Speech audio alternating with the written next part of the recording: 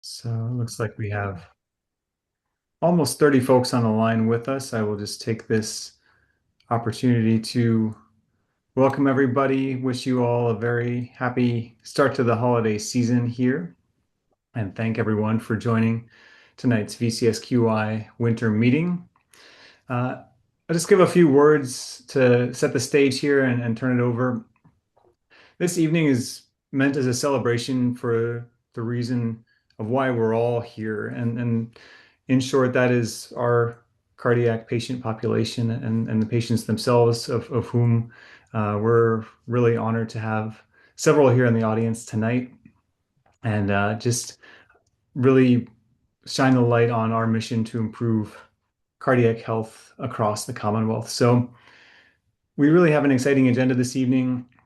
It not only contains a patient panel, which we'll get to in just a moment, but we also have a spotlight of one of our members' quality improvement initiatives that they've undergone recently, and as well as the latest data from our VCSQI data warehouse. So it'll be a great night. Really honored to have everybody here tonight.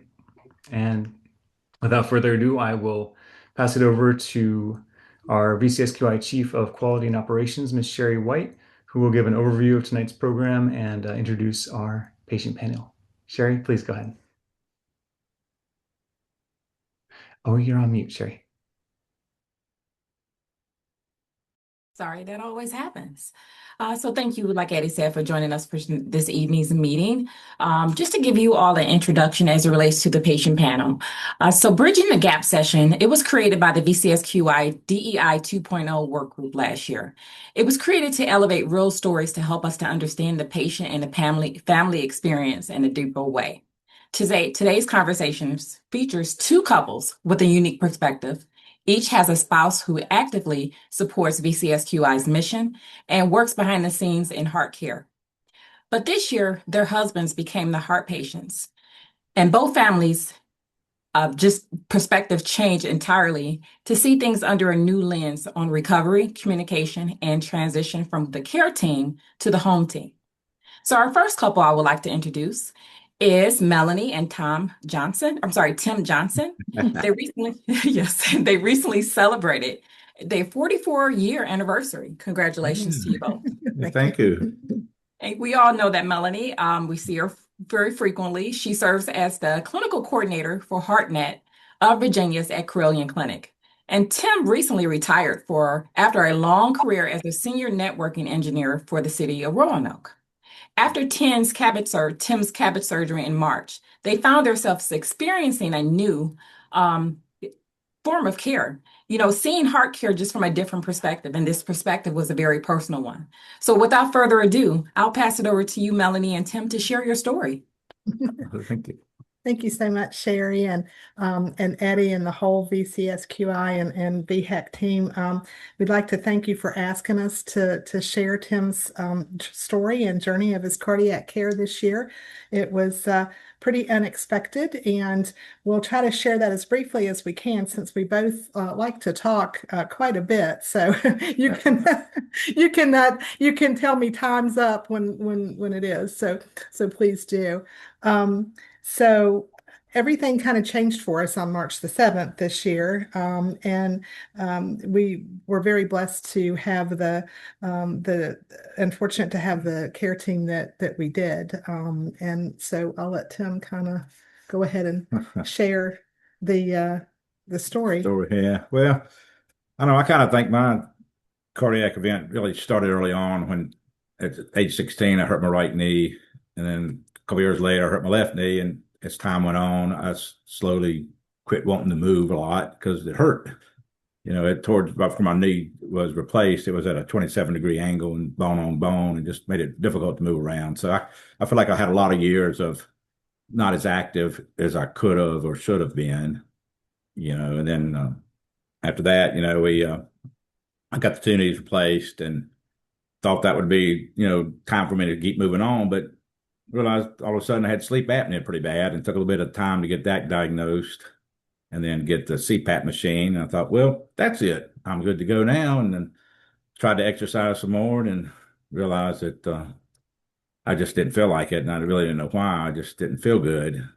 So I just kept just trying to think. I was thinking I was deconditioned and just tried to try a little, slower pace and try to keep get myself built up again. But then after a bit there, I had to, I just kept feeling sluggish and everything. And then eventually I started getting this funny sensation on my left and right sides when I exercise. So I would just kind of slow my walking down so it didn't have that, I didn't feel that. And that kind of went on for a long time. And I just kind of walked slow and just did okay. But then one day we had to go to lunch with some friends. I did, and at work, and they walked at a faster pace than I was used to. And so I went down to the couple blocks or 6 blocks down and had this feeling, and it went away when I sat and ate. And on the way back up, it was, feeling pretty rough, and I was slowing down and getting behind everybody. And one of my best friends kind of looked back at me and asked me how I was doing, and I told him I was feeling really bad. And so anyway, I got back up to the office, and they all slowed down to help me get there. And I got this when I sat down, I recovered and I felt pretty good after that. And I'd already reached out to the my PCP, and they had given me a EKG and listen to my heart and all that, and didn't see any signs of anything going on. But they thought, well, since I'm having this sensation, let's go ahead and get a treadmill just to have a stress test and see what happens there. And so after I had that event, I called those folks and asked them when it was going to be, and there had been some kind of issue with insurance, and it kind of delayed in getting scheduled. And so when they got cleared up real quick, and then they said it'd be another month, and I thought, well, gosh, I don't want to wait a whole another month because I just had this kind of crazy event. So I kind of told them then, I said, well, I just walked down to lunch the other day and had, left arm pain, my jaw hurt, and shortness of breath and squeezing in my chest. And they said, well, how about coming in tomorrow at 9:30 for a stress test? So they moved me right in right quick. And I probably did have those symptoms, but I was just, not believing that was what it was, and then, so I got on the treadmill that morning and started going, and it didn't take long for them to check my blood pressure in the middle of it, and it dropped 20 points, and they stopped it right suddenly and called the doctors over, and they talked to me a little bit and said a stent probably wouldn't correct this, and in fact, I need to call an ambulance and take you straight to the hospital. So that was on Friday, March 7th, and so they did the catheterization that night early on, and they had some blockages, like 295s and 85 and an 80. So they scheduled me for Monday morning to have surgery with Scott Arnold, who was great. He just real easy to talk with, and just kind of explained everything, made me feel real comfortable. So they went through that on March 10th, and and got that done. But then after that, it was I had to stay 7 days in CC, whatever it was, the ICU of it, and I just couldn't. I wasn't breathing well and all that. Melanie knows more about what's happening then, but and I didn't have a clue that I was being in longer than normal. I thought that was just the path I was on in the normal recovery process. I didn't have any idea, and Melanie wouldn't tell me because she didn't want to worry me. So we just kind of went on with that, and so they finally got me straightened out there, and I got home about 8 days later, and then I kind of had a lot of fluid buildup out of the blue, and it just wasn't happening when I was in the hospital towards the end there, but it happened when I got home, and they gave me some Lasix and cleaned that up over a couple of days, and but then before I left the hospital, I was in atrial flutter, so I was feeling bad from that for like 2 months, the amiodarone, trying to get that to clear up, which it never did, and they scheduled a cardioversion on I think May 15th,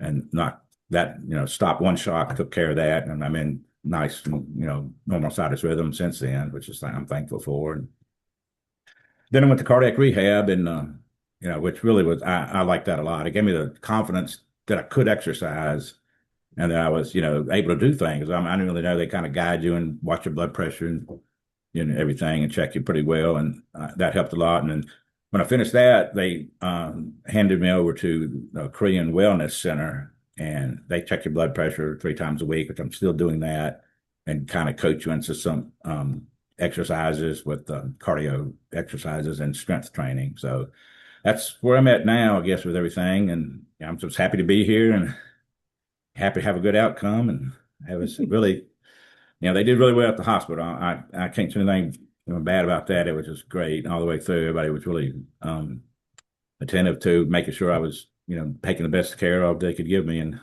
I survived it all and came out better on the other side. So, Yes, he did. And if I can share a little bit from my perspective as a cardiac nurse for 40 plus years, it, was kind of stunning. The day he had his treadmill, of course, I went with him to the office thinking we were just gonna, come home in an hour or so and do whatever we had planned for that day. But that didn't seem to work out that way. And turns out that it was on March the 7th, which is our daughter's birthday. And what's really kind of odd is that my father, 30 years earlier, had a very similar cardiac situation happen on my birthday. So it's like, oh gosh, this was really uncanny. But, I went to the office, with him and was just waiting around. And I had a few friends and people that I knew there in the office. And I was just, talking to people and walking around when I saw one of the treadmill techs come um, up to me and said, we'd like to have you come to the treadmill room now. And it's like, oh, what's happening? And so get in there and he's seated on the stretcher, but there's gobs of people in the room. And even after I got there, more and more people were coming in the room, and all the docs and fellows were looking at the EKGs and telling us, you know, you've got some major, coronary artery disease, and a stent is not going to fix this. And, it's like, well, I think we probably took that initially pretty well. But one thing that I remember when I almost lost my cool a little bit was EMS came, and typically the office is right across the street from the hospital, and typically sometimes our Carillion transport will do the transports over to the hospital from there, but apparently they were busy, and so Roanoke City EMS had to come get him. And I know some of the EMTs there. We do STEMI alert sorts of things with them, and they're really really awesome. But they came into the treadmill room going, "Is this the STEMI?" And I remember just speaking up, going, "No, he's not a STEMI." And that, I don't know why I reacted to that. Of course, I review a lot of the STEMI cases, and quite involved with that. But anyway, just a little aside there. But we got to the ED, and it wasn't just a few minutes when Dr. Brad Allen, who was now his full-time cardiologist, Yep. came to see him with a fellow. And then shortly thereafter, Dr. Mirza, the interventional cardiologist, came down, and probably within 45 minutes or so, been in the ED, he was in the cath lab. So, really happy that everything moved so quickly. Sorry. And of course, Dr. Mirza came out and told us later, the results, and it was pretty stunning. Of course, they had kind of prepared us at the office that it wasn't going to be stent worthy, but anyway, just so thankful that everything moved so quickly for us. And then when he got to the PCU, things even moved quickly, all the testing, pre-op sorts of things. So he didn't have a whole lot of time over the weekend to think about things. And so then on Monday morning, talked to Dr. Arnold, and he explained everything so thoroughly and told Katie and I. Katie, our daughter, is a nurse too at Carillion Memorial. She's actually the unit director for the cardiology PCU. So anyway, we had some background in this, but cardiac surgery is not where we've done most of our career.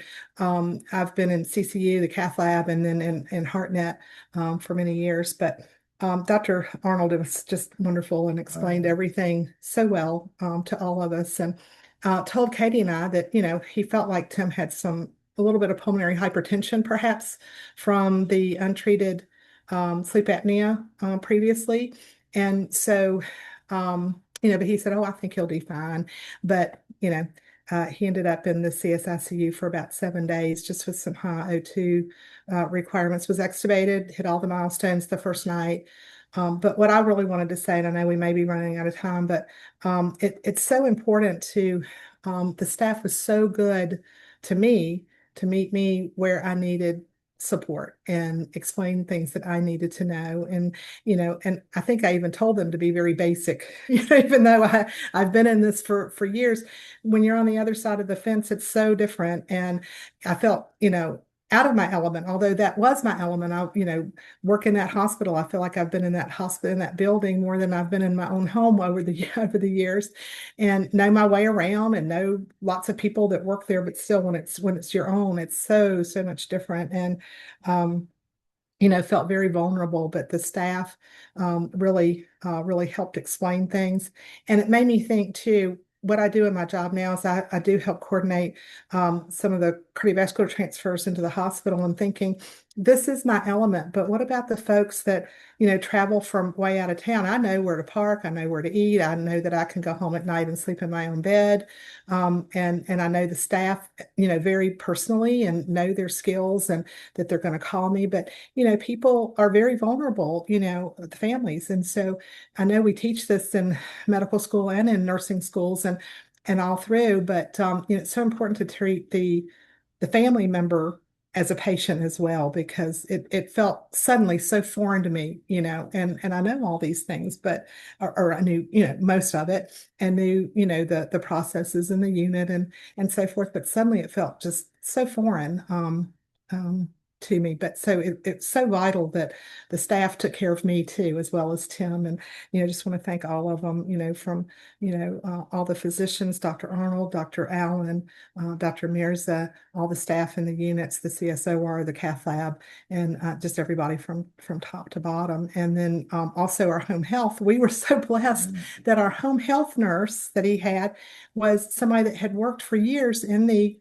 cardiac surgery ICU, Cami. So she was such a good help to me too, and support, when she came to visit with us. So, just wanted to point that out, and how beneficial cardiac rehab is. And I always knew that before, and we teach people about that, but it really makes a huge difference in the confidence that the patients have, getting back out into the real world kind of things. That's our story. Well, thank you so very much. Such a wonderful story. And we were not done with you yet, so please hang on. If any of you have any questions for the Johnsons, please, we're going to have a Q&A session after our next story, or feel free to enter them into the chat. But without further ado, let me introduce our next couple. Next, we welcome Judy and Frank Smith. They have been married for 40 years. Judy works for UVA Health and serves as a champion for the VCSQI Quality Committee. There she brings a strong voice for improvement, collaboration across our region. Frank is a caterer. Frank, we love to eat. We're looking forward to dessert. Thank you. I'm looking forward to making stuff for you. That's good. So Frank approaches life and now recovery with resilience and heart. Their journey gives us a powerful look into what it means when someone who helps shape quality improvement is suddenly navigating it at home. So please welcome Judy and Frank Smith. It's a crazy story. I was presenting with classic symptoms, crushing pain, shooting down my arms whenever I would try to work out. And even when I walked across the Memorial Gymnasium floor, which is where I used to work out. But I had been told by somebody that I had a hiatal hernia. And then I went in and I got tested, and the guy who was doing the test pointed the hernia out and said, "That's your problem." And I believed it. So we just figured I was just pounding Prilosec, 3 or 4 20 milligram capsules every day, and it did not help. Not surprisingly, now that we know knew what was going on. But I had a heart test, and they called me, and I wrote everything down, and then I came up and talked to Judy about it, and I said, "This is what they said." And Judy her antenna went right up, and she got on the phone right away. And I had four arteries that were blocked, and one of them was 98%, one was 95%, and one was 90%. So those are the three that they were able to switch out. And boy, it was a Mr. Toad's wild ride from that point on. It was crazy. And then everything switched into overdrive, and I got an appointment for surgery with Dr. Kern, who's a great guy, and I will forever be thankful to him. He was available. He made himself available, and everybody treated me so well. I had lots of visitors from the heart floor, and everyone was coming in to see Judy's husband. That's who I was, Judy's husband. And it was fantastic. And I had a very good 4 or 5 days there. And it was fantastic. All the nurses were good. And one night I was in a room right across from the break room, and they were living it up at 3 a.m. And I had to hit my button. And they came in and said, "Are we being too loud?" And I said, "Yeah, kind of." And they were having fun. So it was just, that's what I remember about that night. And everyone was really, really nice, really, really professional, and took great care of me. I'm never going to forget that experience, that they were so nice to me. I wish I could just talk to every single one of those people now and express my thanks to them. And also to Dr. Kern, I would like to express my thanks to him as well. He did a great job. He followed up with me. He called me a couple times and asked me how I was doing, and he was great. A good guy. A good guy. He's amazing. Yeah. He's more than a good guy, I think. But yeah, we're really appreciative. I am, certainly.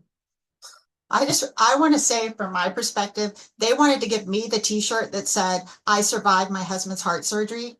I was a maniac. I was a maniac from day one. I helped write the ERS book. I couldn't remember a word in it. I woke up in the middle of the night, like, "Don't take your lisinopril tomorrow night." Like, I mean, and I think for us, a little bit like Tim, like we were not expecting. No. He had crushing chest pain, and he left a little bit out of the story. He had crushing chest pain for over 12 months. I mean, to the point, walking up steps. I had him toting our luggage up 3 stories. I'm like, "Yeah, you'd be all right."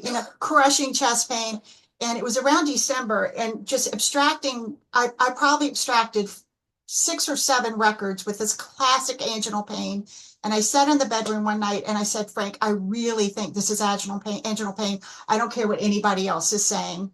And somehow he listened, and he was willing to go in and get checked. But we were kind of, and it made sense. I mean, Dr. Scott did fix that. Hiatal hernia was the side of basketball, all up above his diaphragm, did get all pulled down. Like, it made perfect sense. It's not like people were being, like thinking wrong, because it made absolute sense when he had that much pain. Oh, I had surgery on that 5 months later. Yeah. So it made sense. It's not like it was malfeasance or anything like that, but it was classic anginal pain. So, and I think there's a certain amount, I don't know if Melanie feels this way, but there's a certain amount of guilt of like, this is what I do. I'm an ICU nurse. I worked at CVICU. Like, I read these stories 500 times a year of people that have chest pain. And I did feel a little bit of guilt of like letting it go this long. I should have spoken up earlier. I should have pushed harder. And I kept saying, "No, the guy said that it was my hernia." Every time she would mention it, I would say, "No, the guy said it was my hernia." But somehow we got it through at some point, and got a stress test done. So, and I would say, I think with Melanie, like you when you care for providers that work in the business, like, you don't know your name. Like, I mean, obviously I remembered everything, and I like questioned everything. The nurse, "Why didn't you bulb his tubes today? You're supposed to bulb your tubes today." I was a little picky, like a lot picky. That's why they wanted to give me the t-shirt. But you just appreciate so much people stopping by to see you. Like, I appreciated that. All my friends stopping by. People were stopping by to see me as well. So I'm just so thankful for how I was treated. And it was very, very nicely. So they have questions, I think.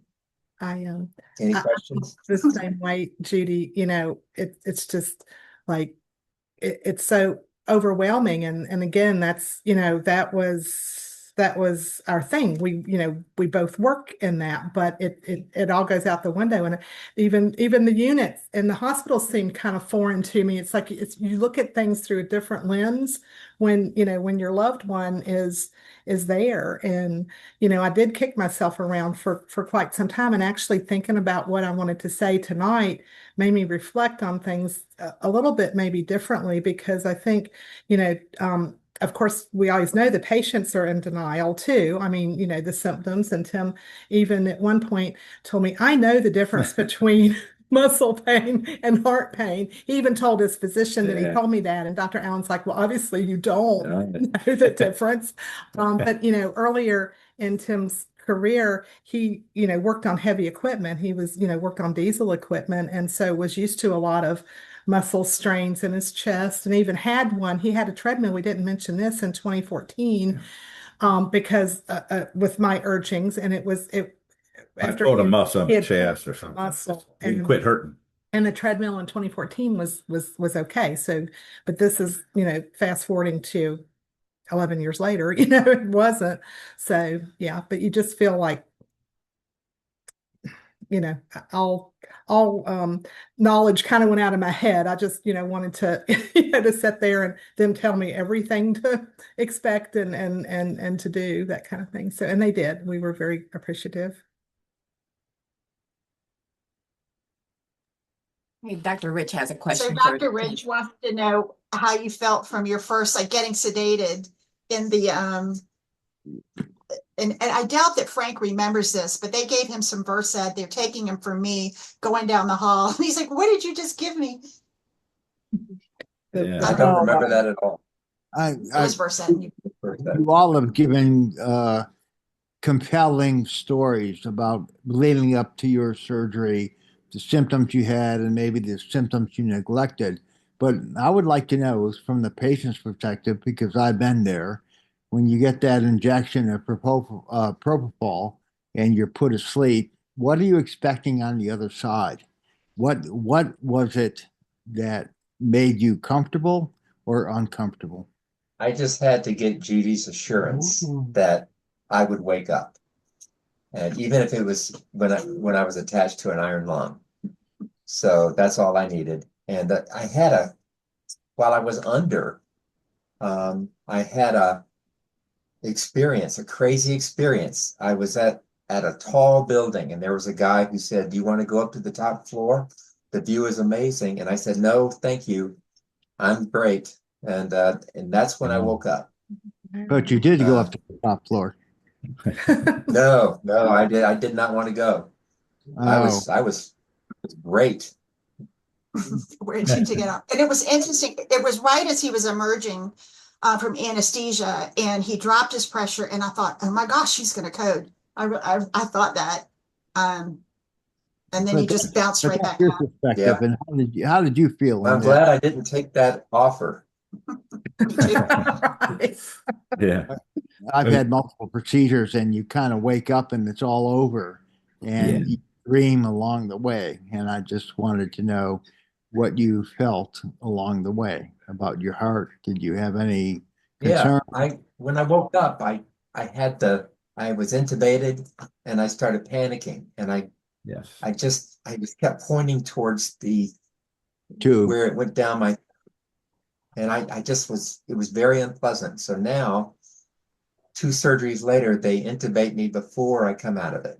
They extubate me. Sorry. And how about you, Tim? How did you feel? Well, I just put all my faith in the Lord. I knew that He had kept me alive and going with all the closeness I came to having the heart attack, and I just knew that His will be done. I'd be fine, whichever way it went. I was ready to go home. If He wanted to take me, or I wanted to stay as well, more so. But I was fine with that, and I just remember talking to them when they were getting me ready on the operating table and said, we're going to administer the propofol. So as you went to sleep, you had faith. You had Yes. your faith and you knew you were going to get through it. One way or the other. Yeah, I was fine either way. But I know the Lord had me, and kept me going. And Oh, it's an interesting journey as a patient. I mean, the family has a journey. You had a journey before surgery, but during surgery, what was your journey like? Did you feel anything different, or were you completely complacent and happy? well, most of the way I was, I remember waking up, like he said, with the tube in, and I didn't, realize at first what was going on. I knew something was wrong, and I could, couldn't swallow, couldn't move my tongue. I can't remember exactly now, but then I logically realized, oh yeah, that's in there, so it's breathing for me. I can just relax and wait, and I'll be fine.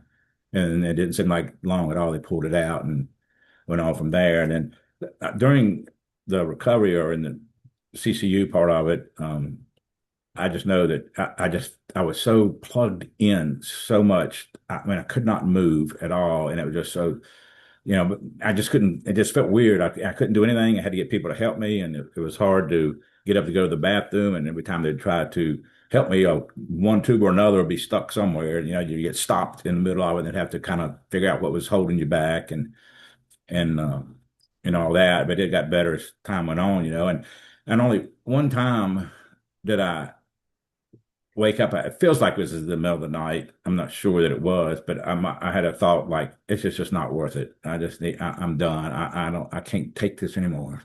But but that flew away right quick, and I just thought of grandkids, kids, and everything. And I mean, that was just like a few seconds of a thought. And after that, I was good to go. I mean, I don't know why it came around. I was on Oxy, so I can blame it on that some as well, and, and all that. But yeah, it was, I never want to go through it again. I can tell you that for sure. It was a lot more difficult than both my knees. And I thought those were hard at the time. But but the hardest part to me was just being plugged in so much and just not able to move. But the bed that they had there that had the moving air that would shift you around, that thing was a lifesaver. It was so comfortable that, just reposition you without moving, and it kept you, very comfortable. I was tickled with that. And, Tim did have to spend 7 days in the CSICU with high oxygen, requirements. He was on BiPAP, and, he was acting like, I guess pulmonary hypertension is what, Dr. Arnold, discussed with us. And, he had to go on, I think the day he went on nitric oxide and some other drips and things, that's when I began to panic a little bit too. That was probably 2 or 3 days in post-op. And he was, and then, like I said, a total of 7 days before he moved out to the PCU, post-op.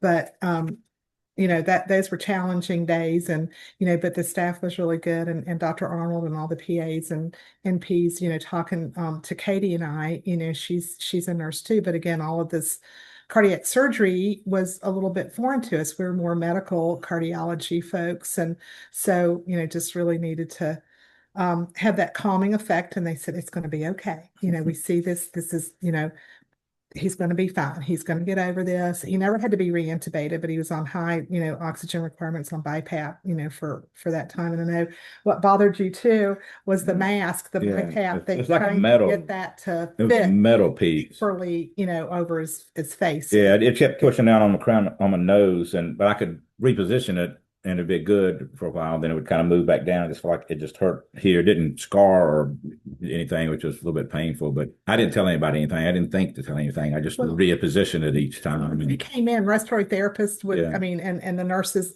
everybody was trying to fix it, to make it I might have told somebody. Some of it's a blur, all that. It was. Yeah. And I do remember one time you said you were in the chair and you saw a patient like walking, with the walker, and they walked Tim, Yeah. of course, too, as often as they could, as he, tolerated.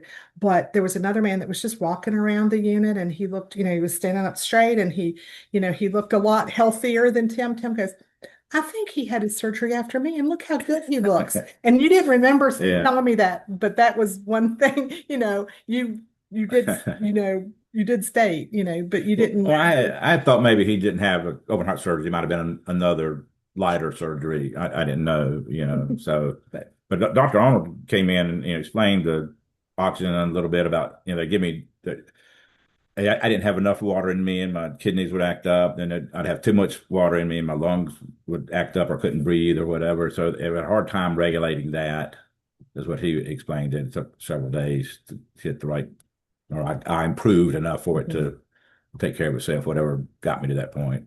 No, both of your stories are very compelling, and your family's journey has been very compelling. But, as they say, it takes a village to raise a child, but it Yeah. takes a family to get through heart surgery for a Mhm. patient. And Yeah, both, I have actually a related question I'd like to ask both of our families here. So first of all, just really inspiring stories, and want to thank you both for sharing and just being here with us tonight, and everything you guys have been through is it's phenomenal.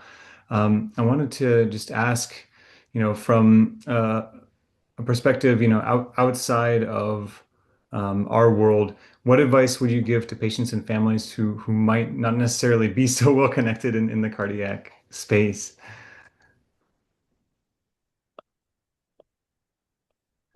Caregivers are human and they're doing their level best to help you. Yeah. Mhm.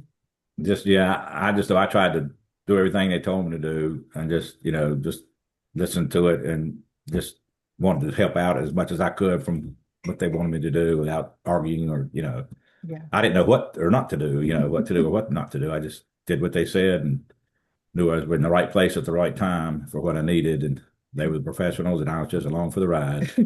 Yeah, Tim's very compliant, patient, that wasn't any concern.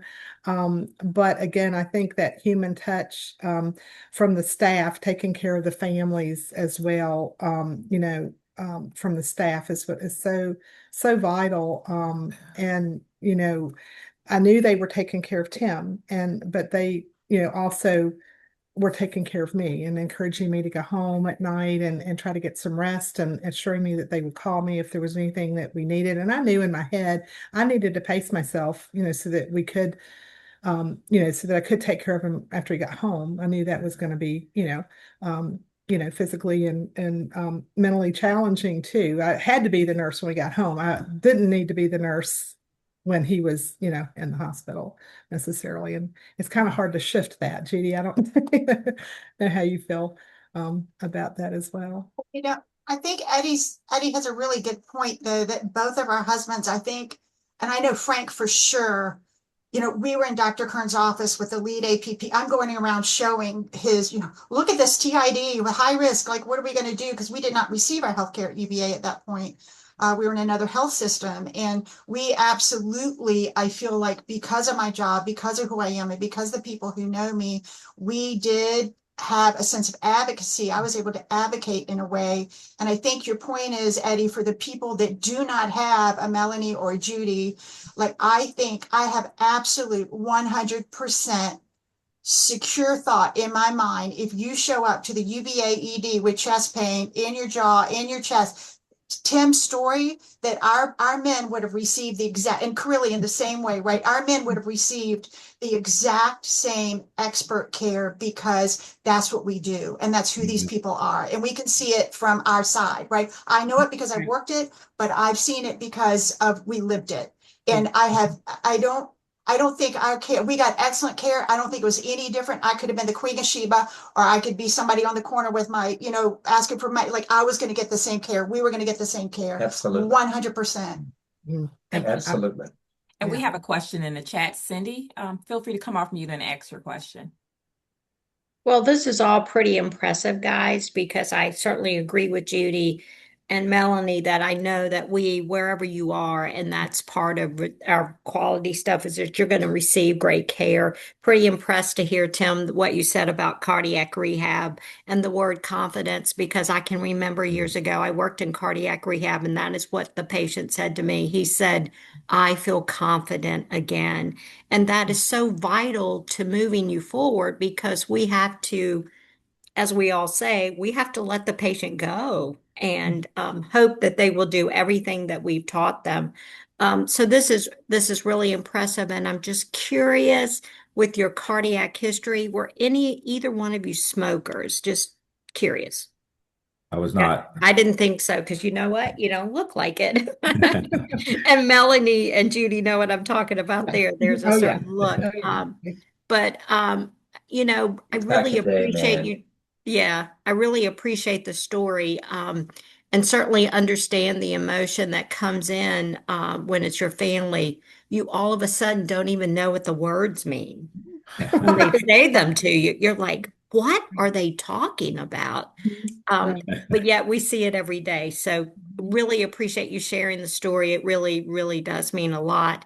And with your programs, do you have navigators who help with this, help work you through these situations?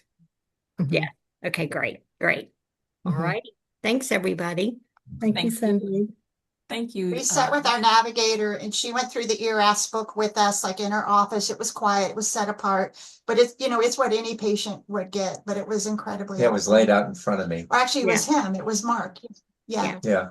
Yeah. So Like this, pages, like, you go through exact pages, and he knew we were a wreck. And, Yeah. it's at the end of the meeting, like it's at the end of your day when you've seen the surgeon and whatever else you've gotten your labs and all that done. So he was very sensitive, but it was really helpful.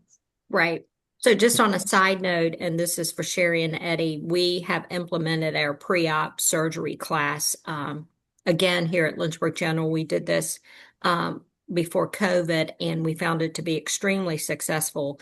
It's sort of like what we would refer to as the boot camp with ortho, the patients. So certainly want to do a presentation at some point for this program, because if you can really do a pre-op class for patients, of course, for patients that come to that you have scheduled procedures. Certainly, Tim, yours was a little bit more of an emergency, if you will, but Yeah. certainly would have been invited to the family to come down and hear all that stuff. So kudos to both of you for all of this. Thank you.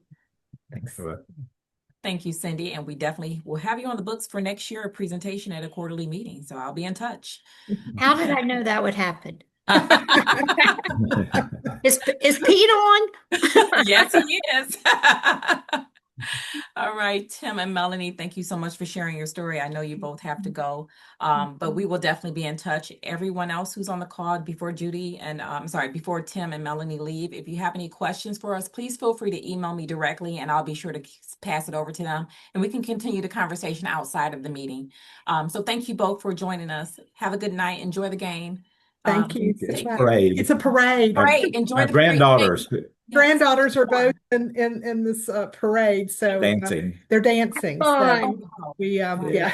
Starts at 7. in this cold weather, Yeah. but at least Yes. it's not snowing yet. So Bless our hearts. All right, stay warm. Enjoy. Okay. well, thank you so much for having us, and I want to thank VCSQI for what you all have done over the many years of VCSQI and VHAC to make these processes so smooth in our facilities, and Judy mentioned UVA, and of course we're from Carilion, and all throughout the state, what's been done over the years, it's certainly evident in the care that they have received, and that all of our patients continue to receive. I reiterate what Judy had said, no matter whether we've worked there for 40 years or, whether, we're coming in from, 2 or 3 hours away and don't know anything about the, community, or whoever we are, we're going to get the same care from, state, from across our state. And it makes me so confident. And we are so lucky too, because before this happened to Tim, we'd been traveling through the state with dance competitions with our grandchildren. We had just been, in Florida, but before this happened in March, we had just returned from Richmond. And so, I know that, we would have received, fantastic care there in Richmond as well. But I'm selfishly glad that I was at home. Like I said, I could go home and sleep in my own bed and know that my facility, at least I knew where to park, even though I lost all sense of, cardiac knowledge from time to time when he was in the unit. It was all wonderful. So thank you all so much for what everybody does on this team. Appreciate it. Thank you both. Thank you Thank both. you. Take care. Have a good night. You too. Thanks. And for Frank and Judy, thank you so much for everything. I enjoyed your stories. We have more work to do, so we'll be around. Everyone still stay on because Judy is going to be presenting later. And Frank, if you like, you've already been exposed to the work that Judy does, so you can be exposed to additional work. So feel free to stay online with us. But thank you both for sharing your stories with us. And so before we move on, I'm going to give a bit of a commercial. These are just some housekeeping or just some updates that we didn't share in the prior of the meeting, but I wanted to announce that CME credits is awarded. So this is our necessary blurb about this meeting. We will conclude on time. We hope. We don't want to keep you too long, but these conversations are so fascinating that we want to capitalize on the momentum. So this is our agenda. We went a little bit out of order today because I will tell you definitely we were very excited to hear the stories that you just heard.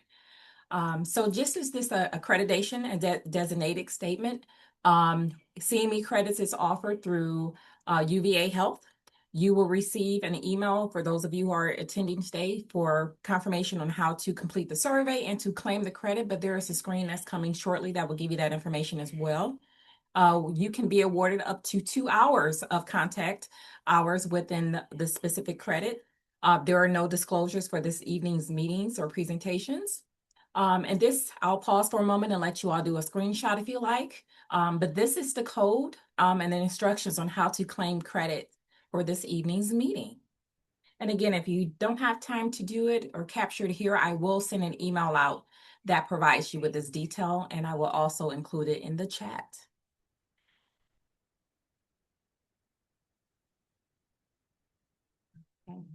And so let's give our fearless leader a chance to give us some updates about what is happening in the world of VCSQI.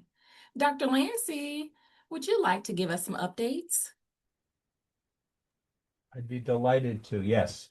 I'm not going to top what was just said. That was just very moving and really very, very interesting to hear different viewpoints and experiences as people travel through our world. We often don't take time to see that, and as physicians, don't take time sometimes to realize the good that's done and that that we do for people. And it was really, really heartwarming, particularly in this time of year, to hear those wonderful stories. And I really appreciate the people being so personal and open with their medical story. It was really great. Thank you.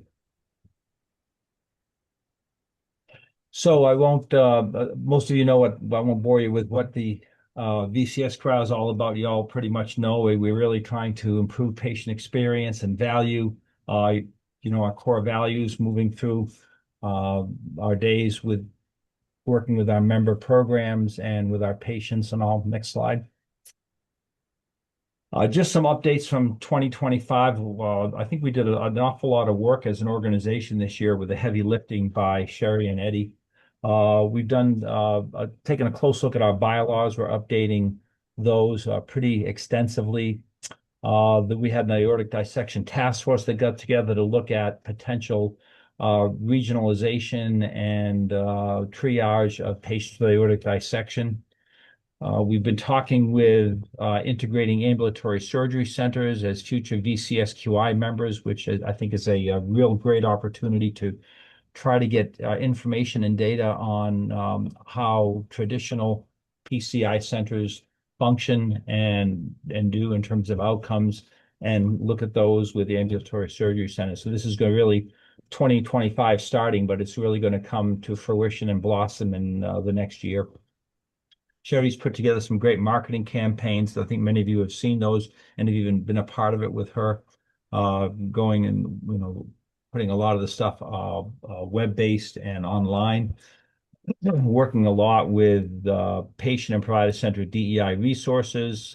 We developed a balanced scorecard and track our project and our work now, which I think is pretty exciting. Trying to formalize a lot of what we do and putting our sort of ourselves to the task to make sure that we're completing some of the tasks we start and doing the jobs that we all say that we're here to do. And then getting some sponsorships to the meetings that's ramped up this year also. So a lot going on with Peter O'Brien's VHAC, forming a board of directors, and then ongoing work groups that he's had including direct cath, ED bypass, thrombolytics, PERT teams, pulmonary embolectomy response teams. Pulmonary embolus response teams, and now most recently the cardiogenic shock. Next slide. Just an update for now. In winter, our finances are in good standing. We've done well with being fiscally responsible to our member programs who submit dues and trying to make sure that that money goes to good places and to not just data and quality work, but also to auditing and things like that.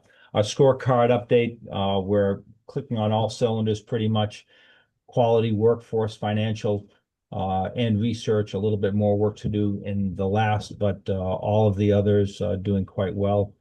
And then marketing material, which is available at the link below, vcsqi.org/promote, for any who want to take a look at that.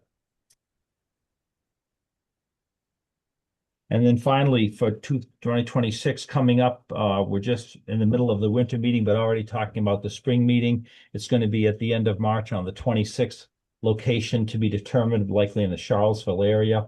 As always, there'll be a dinner at 5 with evening presentations, but as a special a sort of arrangement and a breakout for this meeting, there'll be an ECMO work group meeting, I think the first one. Anybody that's interested in joining, we'll leave the slide up for a couple minutes just so you can jot it down, contacting Brandy Brummer at vcuhealth.org to get into this group. I think this is probably one of the highlights, going to be one of the highlights of 2026, really getting this off the ground and moving it forward. There's been a tremendous amount of interest in around ECMO and formalizing protocols and whatnot. Next slide. Okay. Okay. That is actually it. Back to you, Sherri. All right. Thank you so much, Dr. Lancey. We appreciate your leadership. All right, so let's get us back on to our presentation. Our next speaker brings 34 years of experience in cardiovascular surgery at UVA Health, serving in multiple roles from discharge planner to case manager at the cardiac surgery and as a cardiac surgery nurse navigator. She now serves as the nurse manager for cardiovascular surgery clinic at UVA. With a career built around ensuring patients receive the right support right after surgery, including time spent as a nurse liaison for local skilled nursing facilities, she understands the full continuum of care better than almost anyone.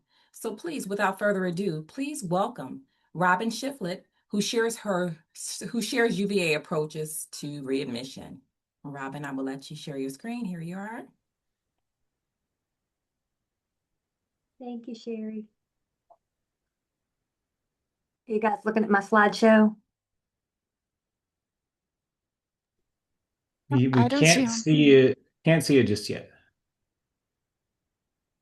What are you seeing? Anything? Nothing. No. Yeah, try one more time. Just There you There are. you go. There, you got Yeah. it? Looks Okay. like yes. Now it's up. yes, yes. I want to thank you. First off, thank you for asking us to present our ongoing work on to reduce readmissions at UVA Health. This is the team that put this together or is responsible for most of these things that are going on in our world here. So why we started, so over 10 years ago, we realized that we had a readmission rate of almost 15% in the cardiac surgery population that was discharged to home. The rate was actually double for those going to facilities. So of course, as everyone now knows, Medicare's hospital readmission reduction program was looming on the horizon. This program was established, that program was established by the Affordable Care Act. And in 2017, excessive CABG readmissions were eligible for penalty. So fortunately for us, in 2016, we began to put multiple sustainable practices into place to decrease readmissions and mitigate these penalties. Using lean methods, we had several A3 process maps, fishbone diagrams, plan, do, study, acts, and a few just do it moments over quite a few years to get it together. Standardization. First we created a position for a cardiac surgery nurse navigator. Somebody was asking about that earlier. So we've had one at UVA since 2016. And we standardized our patient education for everyone coming through the ambulatory clinic. We created a quiet space away from the clinic in order to teach that would ensure each patient received the same instructions as well as the same tools to prepare for recovery after surgery. What we found was a process that used to take about 15 minutes in the clinical area would often take at least an hour in the private space. This led to greater patient satisfaction, less confusion, gave the patient a point of contact before, during, and after hospitalization. Here are some of the standard supplies, and of course, we realized today we forgot to put the soap in there, but we do give them soap. But they get a binder, and you can see our little bracelet there with our toll-free number on it that every patient gets, the incentive spirometer, the sternal support, toothbrush and toothpaste. This is all pre-op. And then post-op, of course, we get sternal bras and their heart pillows. We had more standardization. We use the information that we collect in our STS database. We added in social drivers, and then any post-op issues such as AFib, wound issues, increased length of stay, refusal of post-op care, and then and the things that we thought would contribute to a readmission, and we helped create a tool that would identify higher risk patients. Once we calculated the risk, our higher risk patients were called more frequently and or seen in our clinic within a week if possible. So that's what this tool is here. And then we developed a questionnaire to help the navigator identify the reasons for readmission. Most importantly, in the process, we asked the patient to explain in their own words why they came back. Why are you here? What happened? What could we have done to prevent you from having to come back to the hospital? We also questioned the clinical team. The information was used to improve practice locally as well as throughout the health system. Just a quick story, one of the very first people that I questioned with the readmission questionnaire was a young lady who had had valve replacement, went home on Coumadin, came back in with her lower extremities clotted because she had not been taking her Coumadin, and of course she was flagged as non-compliant. When I talked to her, she was discharged, and the only prescription she filled was her narcotics. So I talked to her, I'm like, why was that? And so what she told me was her sister picked her up, took her to her pharmacy where we had electronically sent her prescriptions, but they were closed. So she had her hard script in hand to get her narcotics, which was the only reason she could get that night. Her sister dropped her off and then drove to her home about 3 hours away. So the next day, the patient had no way to get to the pharmacy. She had 2 underage children who did not drive, of course. So in looking at that, we took that back to like a regional committee. And so what ended up happening was we have meds to beds where medications are actually delivered to the bedside when the patient's being discharged. And then the pharmacy helps with new patients going home on Coumadin. So they do some of the education for that. And then we make sure that we always ask who's going to be with you for at least a week when you go home. Our nurse navigators make phone calls to area SNFs and rehab. We actually call every patient who discharges to a facility. We call that facility to see how they're doing. Prior to COVID, we improved this workflow by adding in video calls to our local SNFs and rehab so that we could actually see their incisions, talk directly with the patients and their families. Again, making that personal connection. Here's a good example of that. Dr. Yarborough had performed surgery on a gentleman who was in the hospital for an extended stay. We recommended that he go to SNF for rehab, and he agreed. Well, when we went to make the circle back call to the facility, the administrator called first and said the patient's threatening to leave AMA.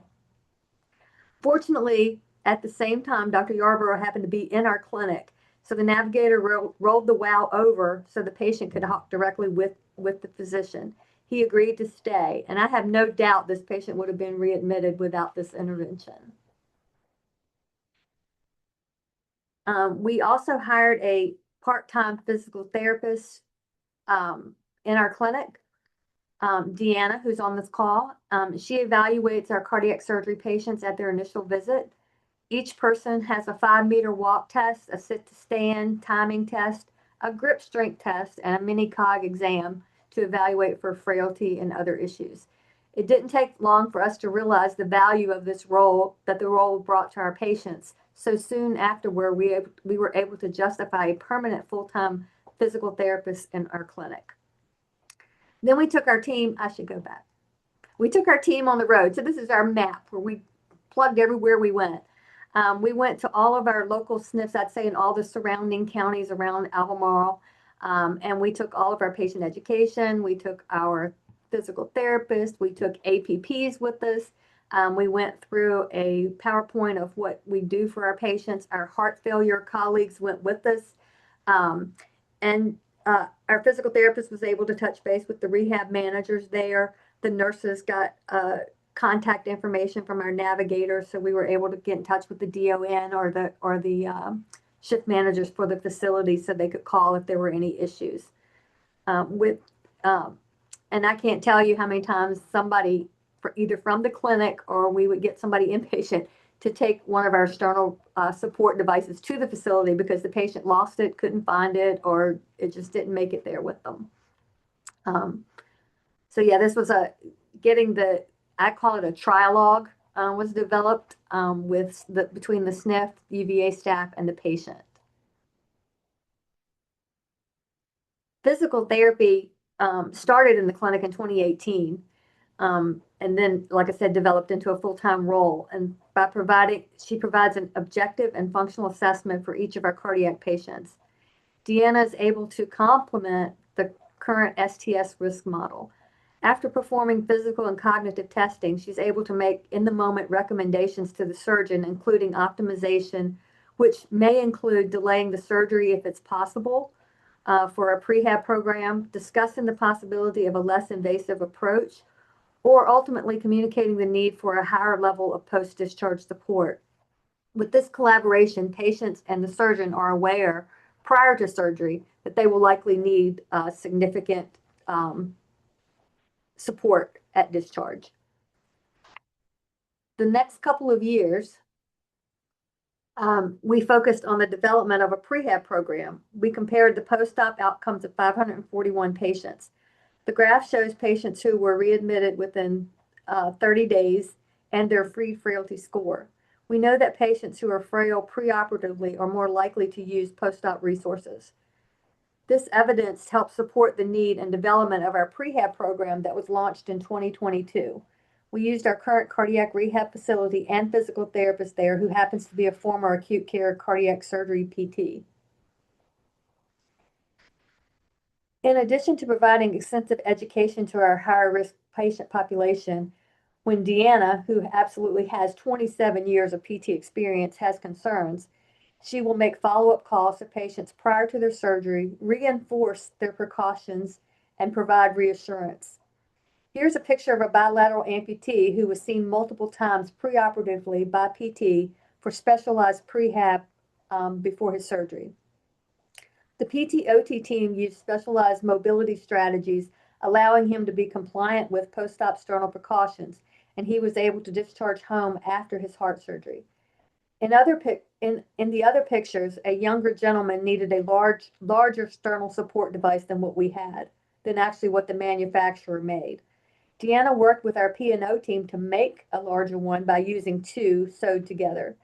When Deanna reached out to the vendor who supplies our sternal support and requested a larger supplies, they asked her for specific specifications and sent us a prototype to trial. And now we have extra large sternal supports in stock. Very recently, we had a lady with a BMI of 60. The sternal bra, which happens to come from the same company, was not adequate. Again, Deanna reached out to the vendor and they sent us a prototype that worked perfectly for the patient. We are expecting larger bras from the manufacturer soon. So as you can see, the addition of the physical therapy role to our clinic has more than guaranteed our return on investment. And now I will turn it over to Miss Judy. I get the fun part here. So we're going to talk about our data for our readmission data. I'm Judy. I'm a cardiac surgery STS data manager for UVA. Next slide.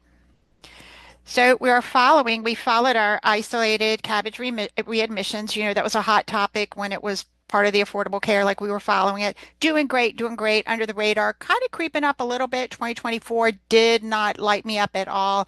And then this year you can see, okay, here we go back up again. Robin can talk about this a little bit. I think there are a few things going on I'll talk about as we go on. And I think we all see this in our quality work. We've sustained the quality work and then you've got this blip, and what are you going to do as you move forward? If you do look, go next slide. If you do look at our all patient population, this is actually a slide from our biome analytics that ingest our STS, adult cardiac surgery data, and puts it with our financial data. This is all data from our STS registry, our 30-day readmission. And you can see this excludes the other category, but this is all CABG, ABR, CABG with an ABR, MBRR with or without a cabbage. That if you look at us and compare us, there are about 70 or 80 other sites in the Biome database. They include teaching hospitals, community hospitals, places like UCLA, Cedars-Sinai are their clients also. So we are able to look kind of when you don't have, like we're not able to see this particular shot in our STS reports, but you can see it in your biome database where you can look at you in teaching hospitals, right? Because the thought would be a teaching hospital, maybe you've got a higher admission rate, and you can see it is a little bit higher than all of the all hospitals in biome. But this is just gives you a biome benchmark. So that gives us some, I guess confidence. You can see that the line is actually going up. Next slide. One of the other things you can, this just is the same look, and it shows us by Q2 to look back over time. And if you look at it, is only our risk modeled patient, CABG, ABR, MBRR with or without replacement. And then the overall, you can still see like it's over, but definitely see that increase going up. The dotted line for this is the biome, the biome median. Next slide. This just looks at isolated CABG. It's the same slide that we could look at in STS. And you see this like, oh my goodness. And I'll be honest, I don't know how Robin felt, but like, we look at this data, I look at our reports, I look at the data, but it didn't really like, oh yeah, this is a pretty significant increase. This is 15 out of 113 patients. This goes through Q2 of this year. But that's a pretty significant rise for us. Next slide. And then here we are in our VCSQI slide that went through Q3. And this is isolated CABG, and you see that same kind of trend up. Next slide. So one of the things we're able to look at in our biome database is the Distress Community Index. This is an index that's 0 to 100. The highest quartile, so like 100, is the most distressed community. And it's based on things, there's not a lot of health things in it, but it's unemployment rate and housing rate and education and things like that. And you can see that our highest level of readmissions for this is isolated CABG. It does go through Q2 is 11%. So 11% of our patients in that 80 to 100 distress community index were readmitted. We're hoping that can help us focus some of our work possibly. Next slide. This is another thing that was really was striking to us when you look at our patients discharged to a nursing home. Again, you're looking at isolated CABG, you're looking at through Q2. This is a rolling 8 quarters, so it's 2 years worth of data that you can see that 22% of our patients who were discharged to skilled, like it's either rehab or SNF for rehab, were readmitted, where only like 8% or 7.5% of our patients discharged to home. And on some level, right, that makes sense. You're sicker. If you can't go home by yourself, you either don't have the resources, you don't have somebody to take care of you, or you're just sicker and you can't make it home. But this is a question that we're definitely, Robin's got some interesting things to discuss about this. Next slide. This was, we've obviously we look at all of our readmissions. There's a fabulous database. I think that Robin will showcase this where they really do ask every single patient. You look at everything, and like none of the stories really pile up. right? Like it's never like this person comes for this person comes for this. But when you aggregate our data, this is the same cabbage data. It is the last 8 quarters, stops in Q2 of 2025. This GI issue, and this is interesting in all of Biome of all of their clients. We're the person that probably has the most GI issues for readmissions. A lot of these are GI bleed. They're not all GI bleed. There are a couple gallbladders, a couple like one liver issue, but that actually is our top kind of the top thing for readmission. So even we do see some GI bleeds intra-op too. So the ICU team has gone back, gotten rid of the H2 blocker. We are going to a PPI. We do discharge a fair number of patients from the ICU still, so we are stopping the PPI at the time that the order is written for transfer to acute care, unless the patient was on home PPI or is anticoagulated or has antiplatelet. So I'll be interested as we follow this over time to see, since I think 5 of these 8 are GI bleeds, to see if that affects our outcomes at all. Next slide. And I think a lot of us see this like it's that first 2 weeks, that first week, that's when people are coming back. This is the same 8 quarters for cabbage. And, this is the time, let me tell you, they're getting their phone calls. And this is the time we are making our phone calls. We are making the circle back phone calls, or they are making the circle back phone calls to the SNF. But it's interesting when you can kind of actually see this dotted out over time, like, oh, okay, it's that first week that seems to be the most vulnerable, and certainly the first 2 weeks are the most vulnerable for readmission. I think I have another slide. Yep. Oh. So that pushes you right on to where we're going with all this. Where are we going? Because now we've got to put some more sustainable practices into place. So looking ahead, so UVA has population health, and we've met with them several times and had a great meeting with them yesterday to learn even more about what they're doing. But they have a program where they're following probably 99% of our discharges, and especially our cardiac surgery ones, they would qualify for the program. And they would offer home monitoring, and they offer the interim PCP if they needed one. Like say they couldn't get in to see their PCP in a week, they would offer that service. They offer to fill in the gap when we can't find a PCP and are looking for one. But they have multiple programs, and they can follow patients with and let us know what's going on with them. And they put notes in Epic so we can read that. They use the social drivers that trigger the referrals. So they're also following people for those social driver issues that they have. We can actually put in a referral. The nurses can put in a referral. When our navigator talks to a patient and they have issues, they can go ahead and enter a referral in, and letting the population health team know that the patient's going to have surgery on this day, and this is likely what they'll need. The VCSQI calculator has been added directly to our discharge summary because population health also has a group of people that follow patients that go to our local SNFs. So they have liaisons that are actually in those SNFs every day of the week. There's 2 nurses that read the discharge summaries for people going to facilities to make sure that the facility is providing the same medications and activity and stuff like that we've recommended on the discharge summary, and following up for anything that's not coming together for it. So that's pretty awesome that they have that, and we've kind of looped our people in with them over the last month to get back into the facilities and figure out what's going on with our patients.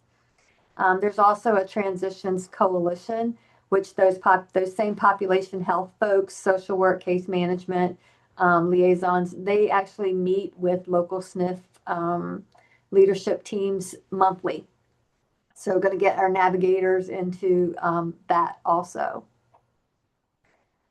Judy was talking about this. So UVA, and Marion's on the call too, we have a huge heart and vascular center readmission database that populates every night at midnight for any patient that was readmitted. And so Greg, who is one of our gurus for data, was able to actually put the social drivers flow sheets into this database. So when we pull up a patient's name, we fill out, why they came back, where did they come back from, were there any opportunities that we missed, Have they had any follow-up since they left us? Did they see their PCP? Did they come to the emergency room? Those kinds of things. It's very, very comprehensive. I love this. I pulled this one up just randomly. So as you can see, when this patient was initially admitted, their housing stability was low.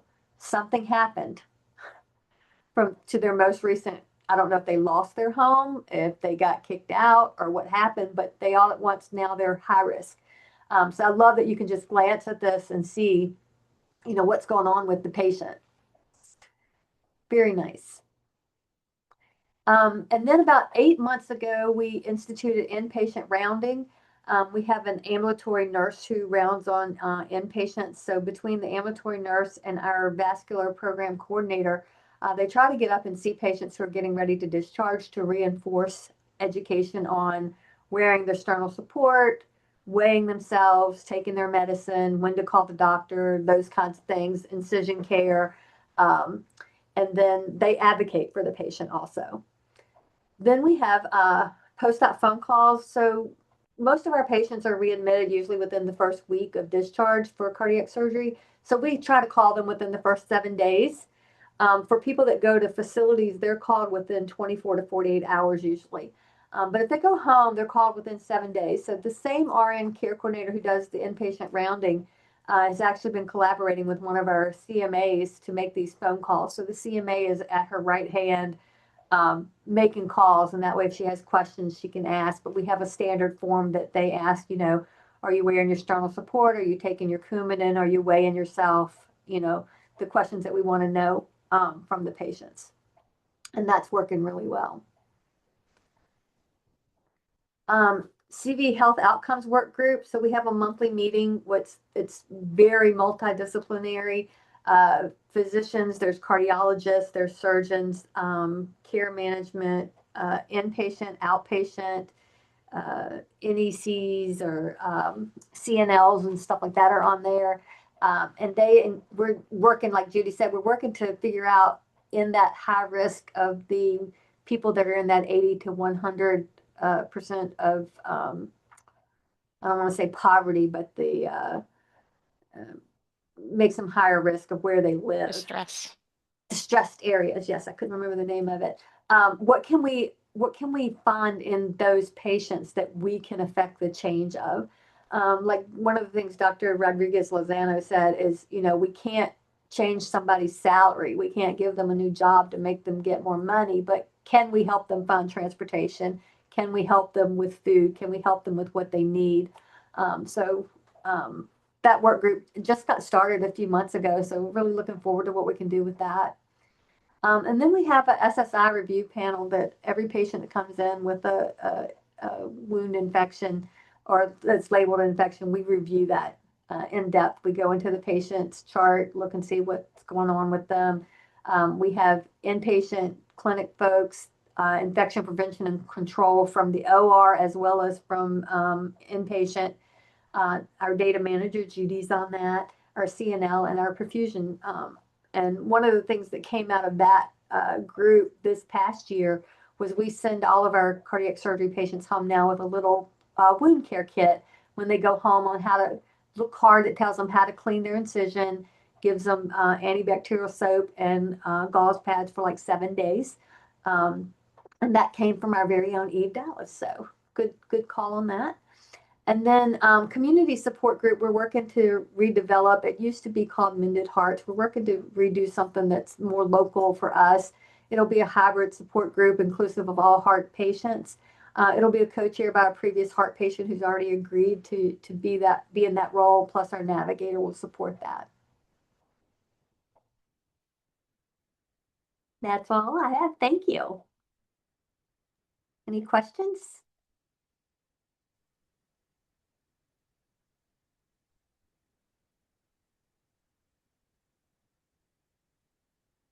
Robin, I'm not sure you said that, but the wound care kit is what the Lynchburg, I think the Lynchburg group had published that. I think you probably said that, but and Eve brought it to us. Yeah. Just wanted you to know we said. Yeah, I didn't say that, but yes, that's true. If anyone has any questions, feel free to raise your hand or come off of mute. We want to tap into this wealth of knowledge. Robin, always thank you for presenting. It's always amazing to see what our members are doing, and you're always available to answer our calls. So thank you.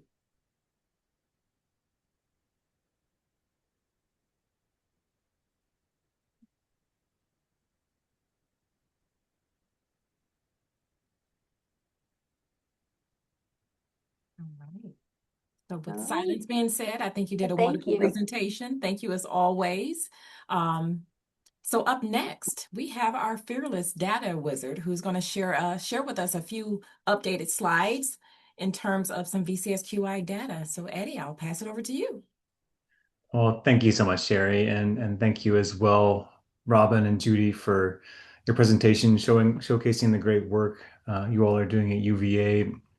And nice to see the readmission risk scores being used there too. That's a carryover as well from our VCSQI readmission work group, which worked over the last couple of years to come up with this and additional set of recommendations to just help identify the patients at high risk for readmission. So again, great work. If any questions come in with regards to other folks wondering, how we can continue to move the needle on readmissions, please don't hesitate to share those. And I really think this meeting is a continuation of a theme on patient experience, and for the second year in a row, providing a patient panel and an annual tradition in Bloom at our VCSQI winter meeting. So just really, really gratified to see us continue this journey here and how we can provide these vignettes, these patient stories, and also resources for our members to continue improving patient experience. So thank you again to all our prior presenters. For the final segment, I'm just going to go ahead and take control of the slides here, Sherri, and we're going to look at data just a little bit differently than usual tonight. Oops, don't want to jump the gun there a little bit, but this is just a quick overview of our data resources available to all of our VCSQI members. It includes 4 clinical registries here, the STS Adult Cardiac, ACC, Cath PCI, and TVT. And then I also omitted the chest pain MI slash Get With The Guidelines CAD registry for our heart attack patients. But there are well over, I want to say 20 to 30,000 records in that database as well. So there's literally hundreds of thousands of records and procedures in these registries. The cost linkage is still a work in progress, but getting more and more solidified every day. Our scientific publishing community continues to get the results out to the world. And everybody, by the way, is welcome to join in that group as well. Just let us know. We have monthly meetings. Anybody can put in a proposal to utilize the data. And as always, custom data requests for quality improvement are most welcome, and we're happy to work on custom sets of reports, physician level, hospital level, and any subsets of the data you all want to see. We're happy to generate for you all. These, of course, help to facilitate our statewide quality initiatives, as well as the work groups, task forces, etc., that you all are so wonderful in participating in and just being the lifeblood of our VCSQI collaborative here. All right. So with that said, we are going to jump right into the data. And again, like I said, these are a little bit different than we look at typically. I'm only going to highlight 4 specific slides tonight. Make sure we get everybody out of here on time. Jump in with any questions, comments you might have. We'll pause kind of on each slide for discussion, Q&A. But each of the 4 slides we're going to see shows a different phase of patient care So we're going to go from pre-procedure all the way to follow-up. And then each of the 4 slides showcases one of the 4 clinical registries that I just mentioned as well. So we're going to kind of take a journey. Again, they're different databases, so it's a different patient cohort, but still, we're going to run from pre-procedure to follow-up here. So buckle in, and here we go. The first one is a snapshot from our VHAC VCSQI STEMI database. This shows by hospital the median first medical contact to device time for our STEMI population. This is about 1,400 immediate PCI for STEMI cases across our VCSQI member centers over the last rolling 4 quarters. And so you can see here the range here is from about 60 minutes on the left-hand side all the way up to just a little bit over 90 minutes on the right, with an overall VCSQI median of 73 minutes.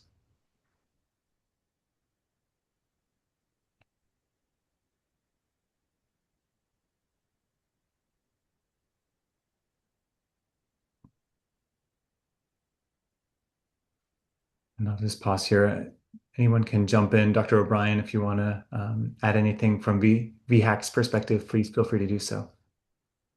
Yes, thank you, Eddie. This is I love slides like this. That really it's a snapshot, but it really tells a big part of the story of STEMI care and some of the variation, which I think overall, there is more variation than we would like, and we're working with institutions across the state to get better. Even our highest performing institutions are always trying to get better.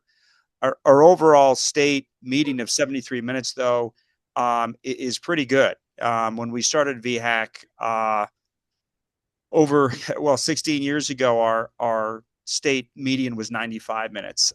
So we've come a long way, but we'd like to see 70 minutes on down, and we're working on some specific things that we hope will get us there. But this data is great. It's so powerful. Institutions can look, they can see how they match up and how they compare to the state performance metrics. So this is good stuff.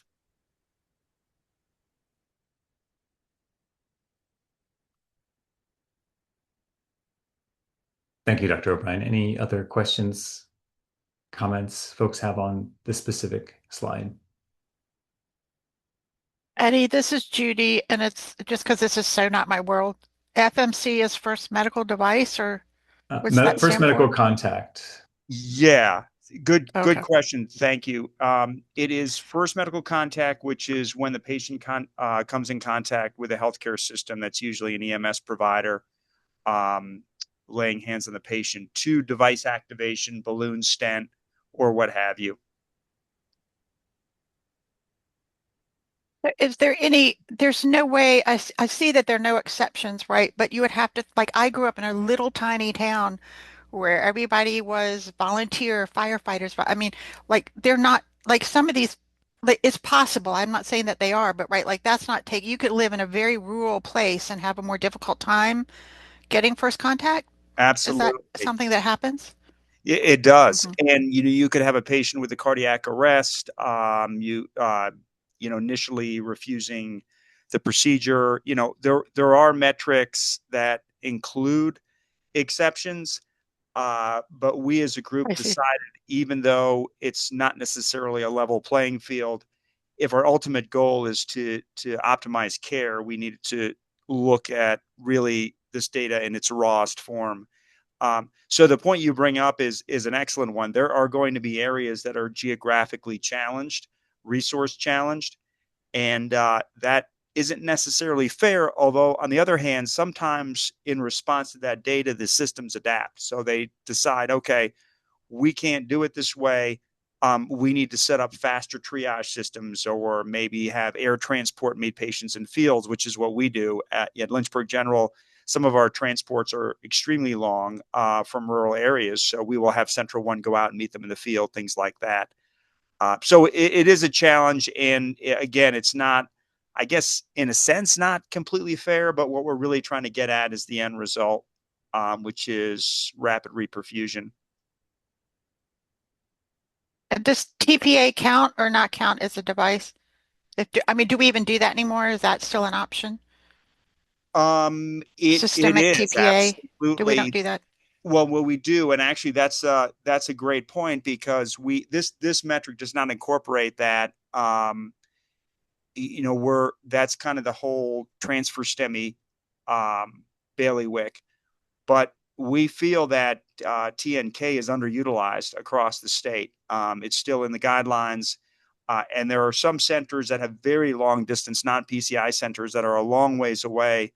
70 miles away from a PCI center, you're not going to get a transfer time of less than 120 minutes, which is the guideline for a transfer STEMI, at any reasonable percentage of the time. And we still have centers that are reluctant to utilize TNK, but we have advocated for a drip and ship policy for patients that are far away and are never going to get there. Regardless of the system you devise, it's very difficult to beat 120 minutes, much less 90 minutes, when you've got that much ground to cover. Thank you so much.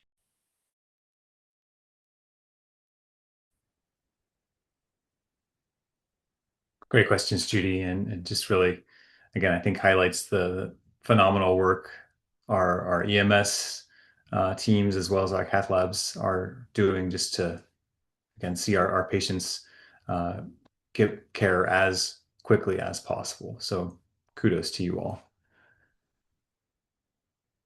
We are going to move to our next phase of care and our next database.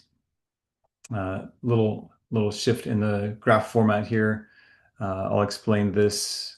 It comes from our cath PCI data set. So this is a little bit wider patient population, but still interventional cardiology. We are looking here at cardiac rehab referrals, which was spoken to as well by our patient panel earlier this evening. Each bar here, each cluster of bars represents one of our hospitals and shows the last two rolling 4-quarter periods compared against one another in gold and blue, respectively, against the VCSQI and ACC benchmarks in green and red. And so we can see here, kind of at a glance, how each center is doing, 1 year compared against the other. Some centers are making pretty big jumps, from a little lower to a little bit higher. And one other piece I'll highlight here is that the VCSQI average as a whole here is over 10 percentage points higher than that of the national registry.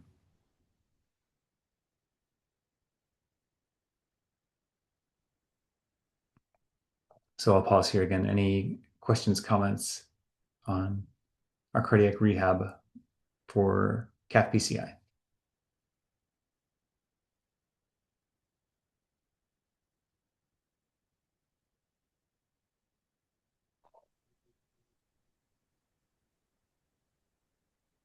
It's Judy again. Not that it's because it's just so not my world. Like, is there like a certain level it's supposed to be for some, like, does ACC say it needs to be this?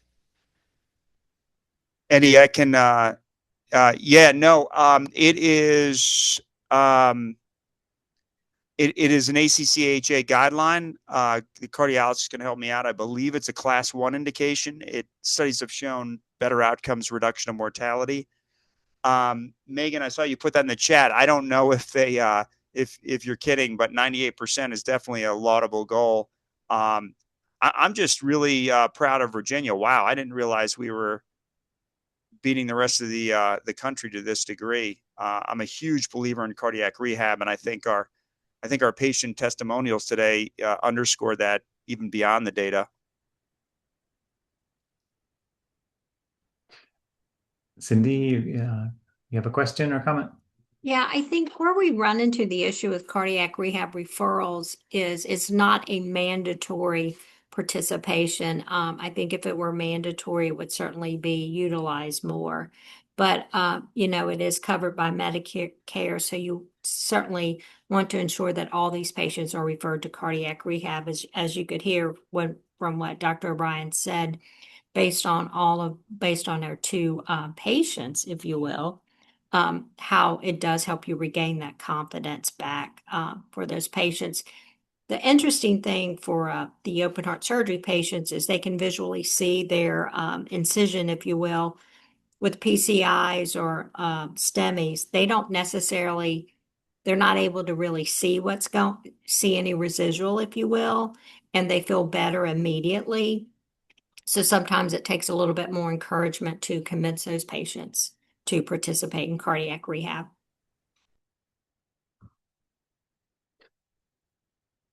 Thank you, Cindy. And Dr. Patel? Yeah, thanks. As Dr. O'Brien said, it is a class one indication after PCI, class one guideline indication after PCI and a quality metric. And interestingly, in the NCDR database, and Myra and Nancy can correct me if I'm off on the percentage, but if you're less than 98% referral to cardiac rehab among NCDR reporting hospitals, at least in the group of hospitals that UVA participates in, you drop down to the 75th percentile. So the bar is really high. They really want to get, the best of the best are referring better than 98% of their PCI patients to cardiac rehab.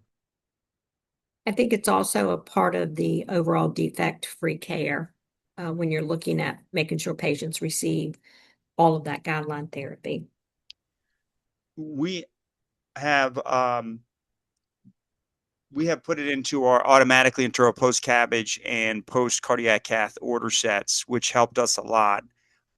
We still do lose the medically managed patients, and some of those patients, a larger proportion of those patients are ultimately not candidates. They come in with a type 1 non-STEMI. You're not really sure if it's a type 2. They're very sick patients. They're the few that just can't get there. So those are the ones that we will lose a few of here and there. But by putting them in the orders, we caught a lot of them. Now, I won't pretend that our participation rates are above 90%. That's another battle completely, but we work on that as well, and we do track that separately, and that does seem to correlate with the patient's ability to get there. Are they working full-time jobs? Do they have the money for co-payments? Things like that.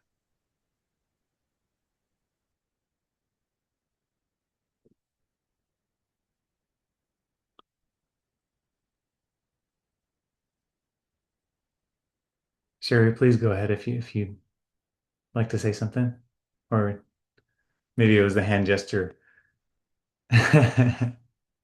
There's always Sherri's very animated, so Zoom's always recognizing our hand gestures. Yes.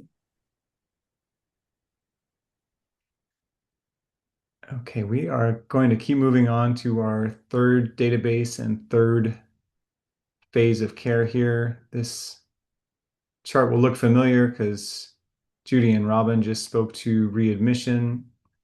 This is updated with the latest data here through Q3 of 2025, so just a little different than the prior slide. This is our STS and isolated CABG population. It's again a little slightly different subset. I think it's our only database here that's tracking 30-day readmissions currently, where similarly, we're looking at the last 8 quarters worth of data here, clustered by center and grouped by program volume, compared against those two benchmarks. The VCSQI average in general for the last rolling 4 quarters here is just a hair below that of the STS. But there is a pretty wide range in performance here, with our best practices, in that 4 to 5% range, and going on up to 10-15% here at the top.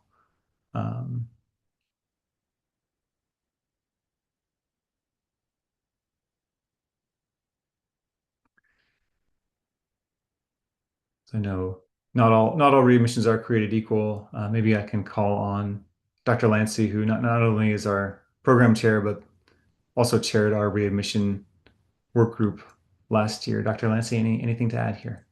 Well, yeah, I think your last point is very pertinent. I think that sometimes there are good readmissions. We have as all do, we have our healthier patients and our sicker patients, and we when we see people go home, we send people home. There are some folks that we just know we want to give them a T-shirt that says "readmit me" because we know that they're probably going to bounce back, and it really is a challenge to try to keep these folks out of the hospital. I think of those that have a history of 3 admissions for COPD recurrence or exacerbation in the year before, and then they come in and they have their surgery, and they get off oxygen or even go home on a couple liters on 7 days out. And these folks are kind of set up for coming back in, a little bit of fluid overload or whatever, or just even dietary indiscretion, flips them over and the COPD kicks in and suddenly they're in the ED and they're getting admitted. So it's a real challenge. I think it's interesting that, this readmission work really began, I think, probably almost 20 years ago. Jeff may have a better idea of when the CMS started looking at it, but I know that 20 years ago we saw this coming on the horizon. And the hospital I was at, the readmission rate was about 10%, and that's what it was around the country. And now we look at what the STS and VCSQI are up there, and they're almost at 10%. So it's one of these things that it's a hard nut to crack, and it's you don't want to set your goal with 10%. You want to always get better, and many programs, as you see here, are in Virginia are doing much better than national averages.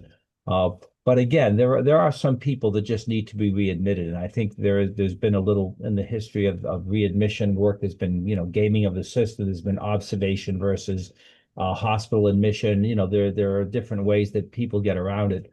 But the bottom line is some of our patients are among the sicker folks that come to the healthcare system, and then we throw a heart-lung machine at them, and we wonder why we have a 10% readmission rate. So the work is never done. I applaud the work that UVA has done, primarily in looking at the patients, developing a questionnaire. We're working on the same type of thing, and it's a real challenge. But I really think that in many ways there are some people that I look at going out the door, and I know they're going to come back in. I know by their nature, their social situation, what's going on, and I almost feel bad discharge them because I think it's just a matter of time before they bounce back into the system. So I think this is something we need to continually work on, but it's never going to be fixed totally, just by nature of the work that we do and the patients that we have.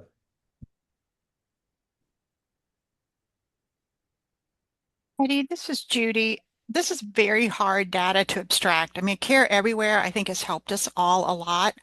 I wondered, is there any way in the UBO4 data that you can see a readmission, or do you get the UBO4 only for the index stay? It's a great point, Judy. We do get the UBO4 data for all inpatient hospitalizations.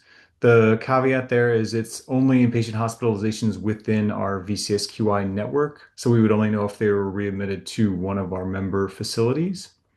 That said, that would cover, most of the, places with cath labs at the very least.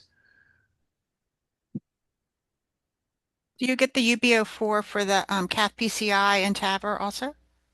Yes. It just might But be interesting because I mean, we do everything we can. Trust me, we do everything we can to abstract it, and Care Everywhere definitely has helped. Um, but you always just feel like you wonder. that's a great point, and I think that is a fantastic idea for future analyses of our UBO4 and cost database. For folks who don't know, UBO4 UB stands for Universal Billing, so it's the statewide, or at least for our member subset of the statewide billing data that we get from VHHA, Virginia Hospital and Healthcare Association. And there's a lot of untapped potential in that financial database that we're still trying to mine. So I love that idea, Judy. Thank you for sharing that.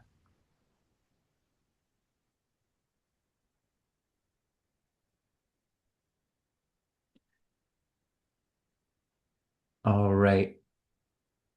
So we've covered 3 databases and 3 phases of care. We're going to go to our fourth and final data slide of the evening here. This covers our follow-up data, and it comes from the TVT registry. So here is the KCCQ scores pre-procedure, and then upon follow-up. TVT is a unique database in that we get follow-up data after a patient is discharged. So KCCQ is the Kansas City Cardiomyopathy Questionnaire, which is a 12-question survey for patients to assess impact of heart failure on quality of life and symptoms. It includes questions about activity, swelling, fatigue, shortness of breath, and just overall satisfaction. So in yellow, we have the average pre-procedure KCCQ score. It's on a scale of 0 to 100.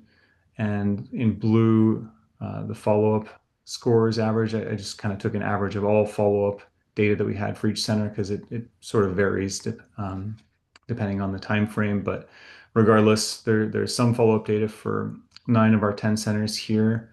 And in general, the follow-up data is about 19 points higher than the pre-procedure KCCQ baselines that we had. So this one, I thought just kind of summarized very nicely how, how you all are having an impact on patient lives here directly. And this is coming from a data source directly connected to, the patients and their satisfaction and quality of life post-procedure.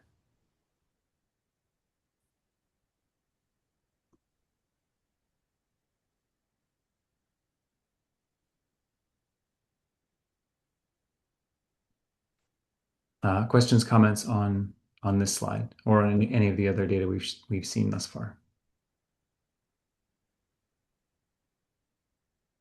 Eddie, hi, Jeff Rich. I was just wondering, are these age adjusted? So, the certain centers may be getting better scores post-procedure, but are they doing TAVRs in younger patients?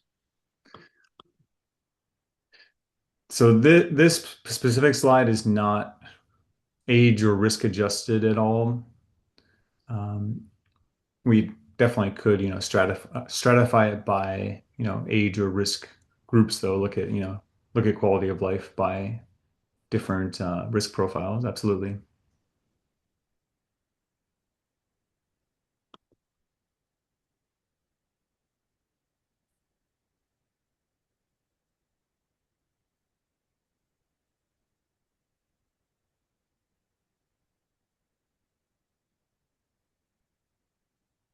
Eve, I see you have your hand up. Eve, please go ahead. Eve is a perfusionist from UVA and also one of our board members.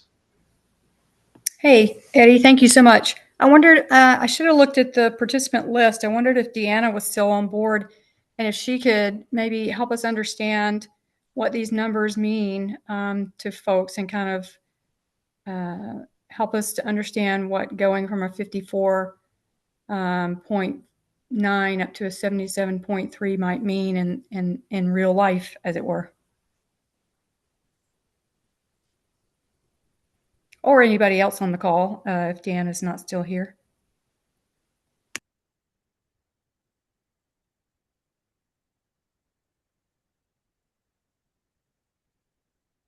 Thanks, Eve. I don't see Deanna on the list, but any of our other abstractors or quality folks like to help provide that context?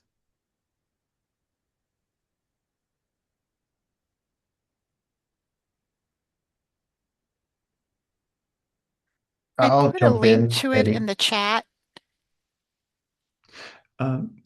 Thanks, Judy, for the link. And then was that Dr. Patel? Yeah, I could jump in. Just basically, 100% is perfect, right? A KCCQ score of 100 means, life is as good as it possibly could be. And 75 or better is considered, a good quality of life in most studies that use this questionnaire. Do you know when is this done like a month after or a year after? 6 months?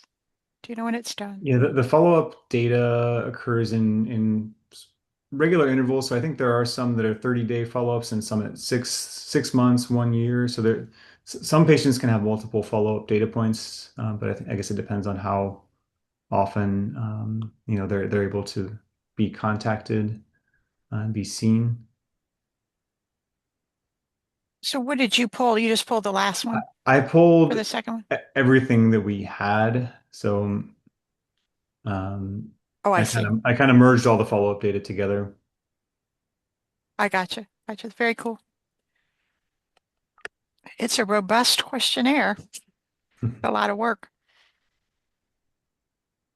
And this was kind of one of the first stabs at tackling the follow-up data. Going forward, that's one of the goals on our list here for 2026 is to mine that follow-up data in TVT as we start to accumulate almost 10,000 TAVR cases in the registry at this point. Looking at follow-up data, I think has a lot of potential for both quality and research on our for our members here.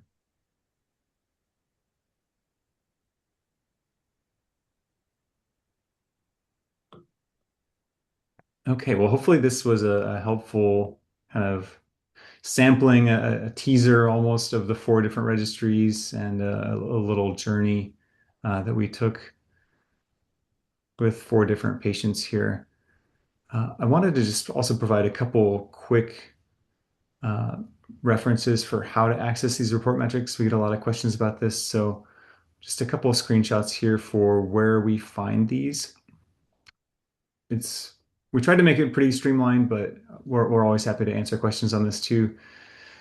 If you navigate to VCSQI.org and then the 5th heading is a little metric tab that takes you to a page here which has a number of kind of folders and items in a list, one of which is called metrics. I think it might be I think it is the first one here.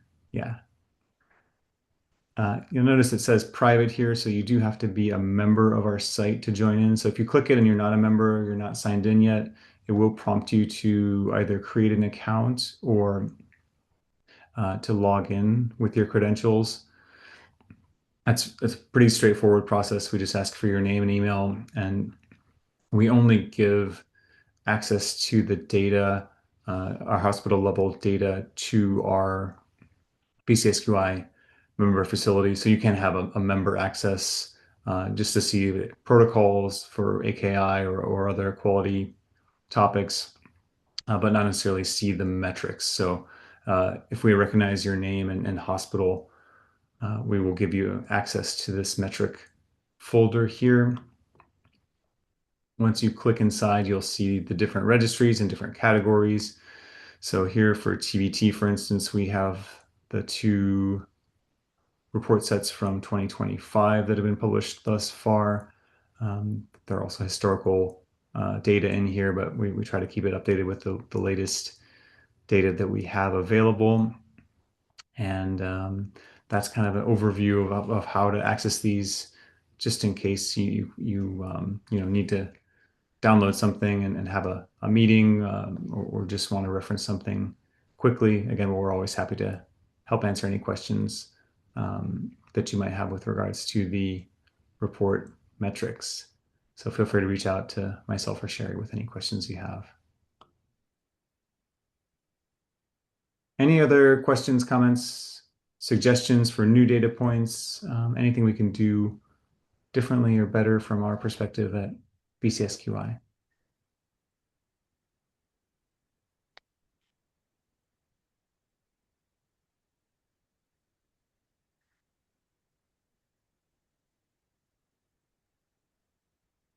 Just want to say thank you, Eddie, from someone who lives in the data all the time. Like I know that you have a lot of data that you could show, and I think you did a really good job of highlighting all of the different, we're not just looking at cardiac surgery data anymore, right? We have so much more than that. And I think you did a really good job of balancing that, and I really appreciate it.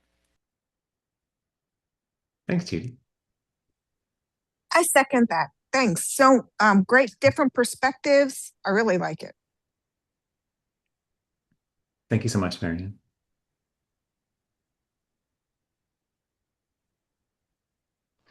Well, that is it as far as our meeting tonight. So we really want to thank everybody for attending this evening. Thank you to all of our patients for your stories at the start of the meeting. Thanks to all of our other presenters as well. We really couldn't do any of this without everybody here. So sincere thanks from the bottom of our heart. Wishing you all a safe and joyous holiday season. Thank you for being part of VCSQI, and we look forward to continuing to work with you in the new year and beyond. Happy Happy holidays, everyone. holidays. Happy holidays, everyone.